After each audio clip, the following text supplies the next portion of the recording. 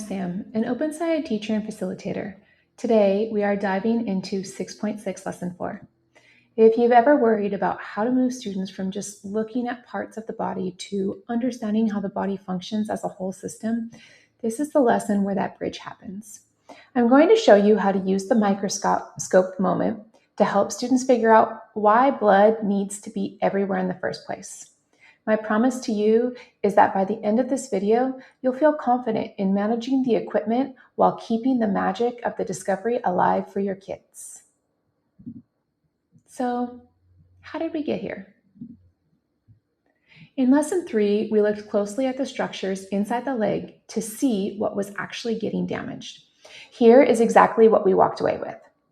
We found that there are blood vessels in different parts of the bone, muscle, and skin.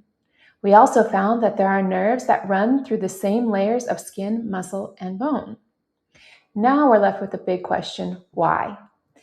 That leads us to our lesson question, why is there blood in all of these places in the body? Let's break this down in the lesson at a glance. This is a 3-day lesson that requires about 30 minutes of prep.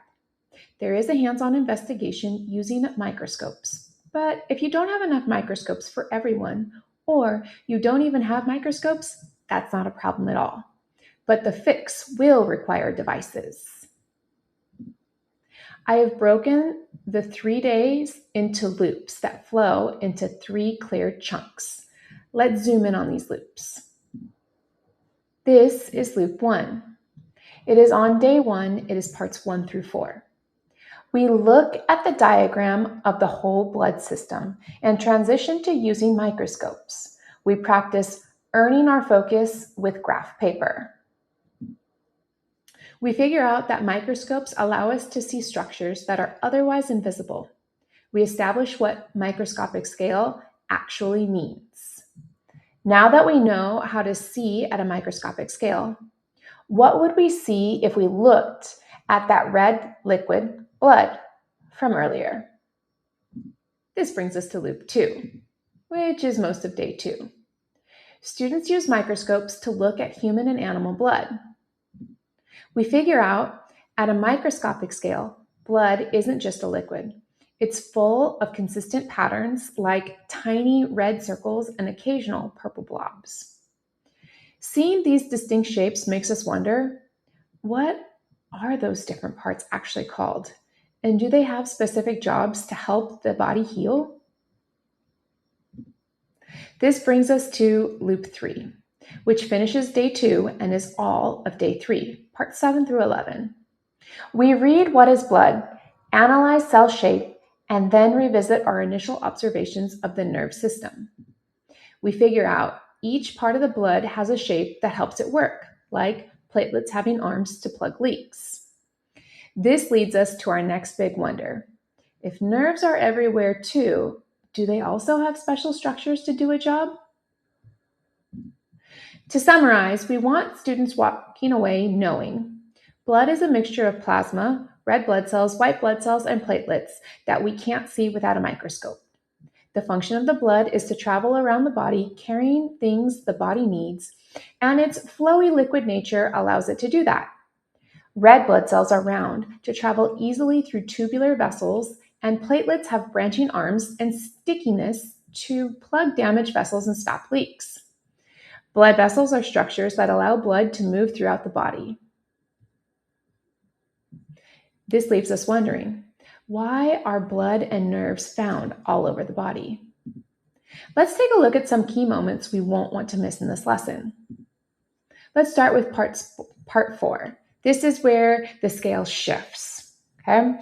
This building understanding discussion is the aha moment for the microscope itself. Students share what they figured out about the magnification and scale. This is where you create the "what can we see at the microscopic scale" poster. It's vital because it sets the stage. We are no longer looking at stuff. We are looking at structures.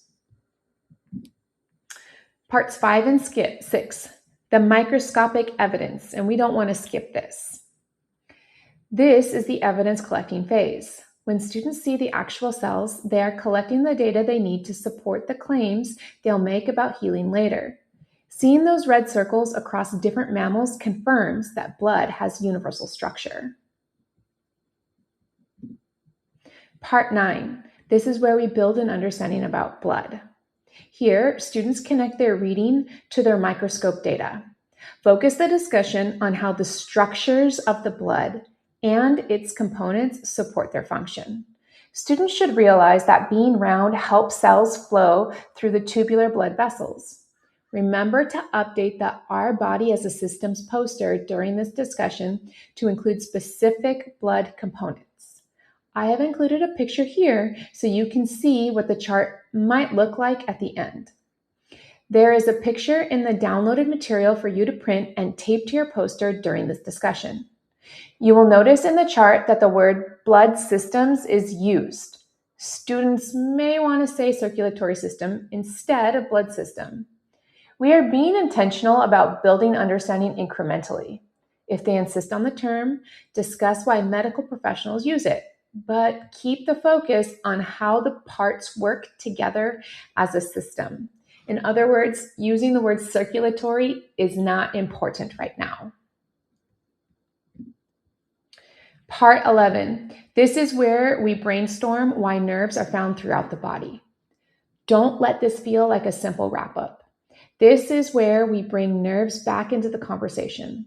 By reviewing the nervous system map and noticing that it follows a similar widespread pattern to the blood vessel, you'll trigger the logic. If blood cells have specific structures to do a job, do nerves have specific structures too, or special structures too? You're using their new question to motivate lesson 5. This brings us to the materials management tips and tricks. In parts 2 and 3, this is where we are preparing and using the microscope. A label diagram of a microscope was intentionally left out. Please resist the urge to provide one. Let students explore how parts work through discovery. Focusing on graph paper first gives them a win and builds confidence for the blood vessels or for the blood slide. Have the digital microscopic image reference on the virtual microscope interactive posted in Google Classroom. This way, students waiting for a scope can record observations of the animal blood images there. If you don't have microscopes, skip activities in steps 2 and 3 and 4. Make a copy of the poster in step 4 to be able to explain magnification.